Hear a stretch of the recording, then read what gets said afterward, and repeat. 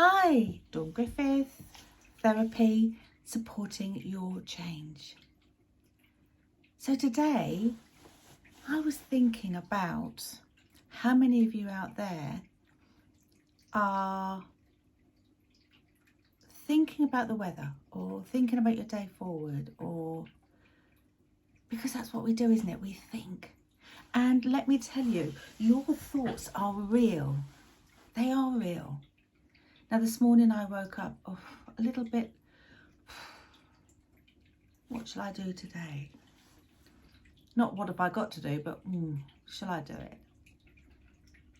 But very quickly I got out of that stuck feeling, and it was a feeling.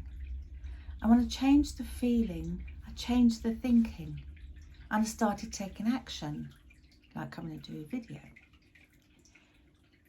Now if I'd stayed in that stuck feeling, my thinking would have gone along with that, and it would have searched for all the reasons why I should stay stuck. Instead, I will go out for a walk.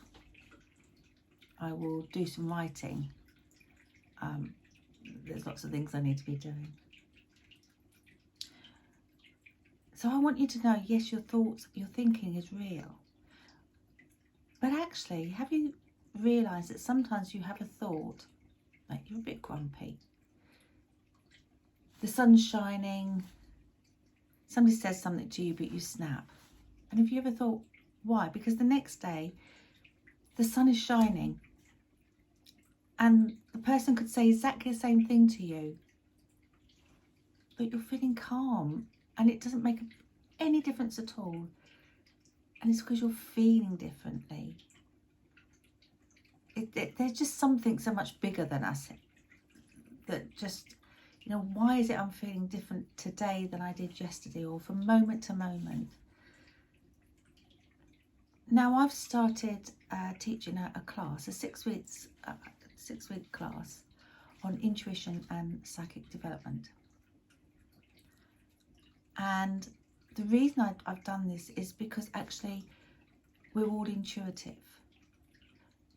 But 200 years ago, we actually changed into the Industrial Revolution, and we started being suppressed as human beings. We weren't following our true nature, the gut, the heart. We did more with our gut, our intuition. With the head, we just knew things. We knew exactly when to plant the plants, when to plant cabbages and the potatoes. And we knew when the sun was shining. We knew when the planets were changing. We knew when to be grateful and thankful, and we knew when to be receiving. And we knew that. We didn't discuss it, we didn't read it in books, we just knew it. Now intuition means knowing. You were born with that. You was born with intuition. Yeah? Just think about it. You were, weren't you? Psychic. If you look up the word psychic, it means breath of life. Now, when I was born, I was slapped. So were you. And I went and cried. So did you. Yeah. Breath of life. We all have it. But we're so tuned out now. So going back to what I was first saying with my thinking, my prefrontal cortex, where all my thought and my rationalization, what can I learn from this? What's this is about? Where I do all that thinking. Yeah. I'm so tuned into that I stop, and so do you. We stopped tuning into what am I feeling. I now have a reasonably daily practice. I don't do it all the time, but I just tune in to, okay, I'm not feeling great. Where am I feeling that? Could be my shoulders up. My shoulders are a bit tight, or it could be my chest. I just feel a bit heavy. wherever you are feeling that in your body. It could be your legs, it could be your feet, you know, we are all unique and different. But what is that telling me? If I just sit quiet, and it doesn't have to be 30 minutes of meditation or mindfulness, it can just be literally 1 minute of sitting quietly and really feeding into that uncomfortable feeling. And what is it telling me? If you do have time, journal. Write it all down. I journal. I get a lot out of journaling. It's not been something I've been doing all my life, but when I do it, and it's been over the last, I don't know, probably 10, 11 years I've been journaling, and it makes a difference. It makes a big difference. Sometimes I'm just dumping stuff down and it's gone, that's it. And quite often I'll get a realization, okay. Because if I'm feeling uncomfortable, something's not right. Something's not right for me. Now that could be, maybe I don't want to do something because I feel uncomfortable, because I might think that somebody doesn't like me, or I feel uncomfortable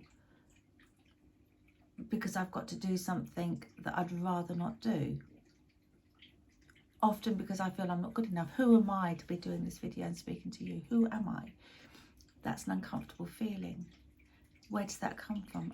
Yeah, that comes from, all those years that I was told by a teacher who slapped me on a regular basis, absolutely smacked me every day, or most days anyway. From a grandmother that raised me, telling me I was a bad person, I was a bad little girl.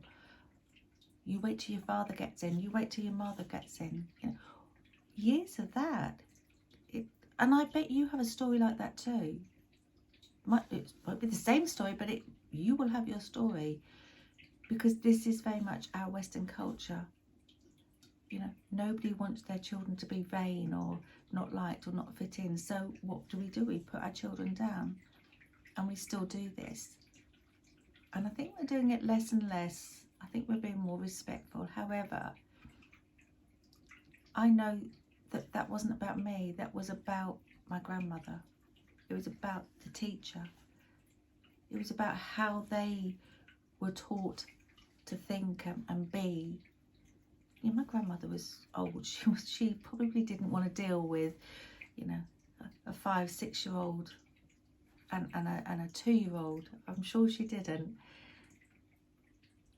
But that didn't excuse her behaviour, and I don't have to make excuses for it. But actually, throughout time, I've reframed it, I understand it, and I can see it with compassion now. But how is that for you? What is that uncomfortable feeling telling you about your day? What is there something that's not working in your life? Maybe it's a job that you don't like.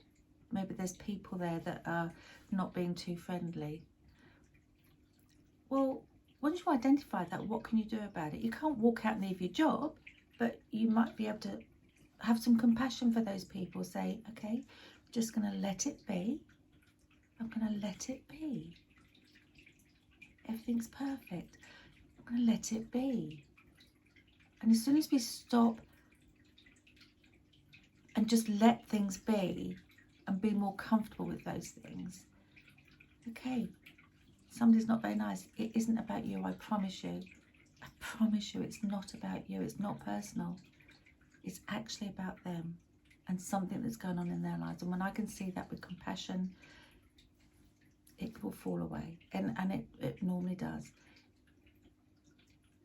If it's something in your personal life, you can just ignore them. You just take them out. You don't need them anymore. Don't have a coffee with them. Don't meet up with them. Just politely, you know, remove yourself. If it's change your job, well, maybe you need some training for a new job. You could start investigating that. Remove yourself from being locked into the negative state. What can I do about this? What can I do about this now? I can start researching new work.